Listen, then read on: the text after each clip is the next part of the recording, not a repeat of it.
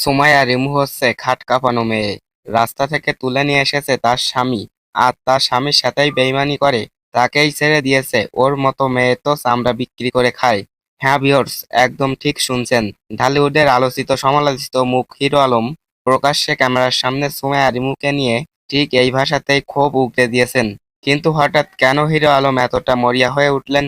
কেন দিলেন এই চরম গালাগালি? ভিউয়ার্স, ঘটনার বিস্তারিত জানতে ভিডিওটি না টেনে সম্পূর্ণ দেখতে থাকুন। কারণটা জানতে হলে আমাদের একটু পিছনে ফিরে তাকাতে হবে।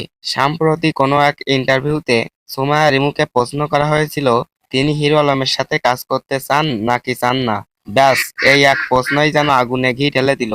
রিমু তখন সোজাসাপটা অহংকার সুরে বলেছিলেন, আমাকে জুতা খুলে মারেন, তাও আমি হিরো আলমের সাথে কাজ করব না। কথাটা কানে দেওয়া মাত্রই তেলের আগুনে জ্বলে উঠেছেন হিরো আলম। নিজের আত্মসম্মানে আঘাত লাগায় তিনি আর চুপ করে থাকেনি। মিডিয়ার সামনেই রিমুকে ধুয়ে দিয়েছেন তো বটেই, সেই সাথে দিয়েছেন এক চরম হুমকি। হিরো আলম সাফ জানিয়ে দিয়েছেন, যেখানে সুমাইয়া রিমুকে দেখতে পাবে সেখানে জুতো কিংবা স্যান্ডেল খুলে মারবে।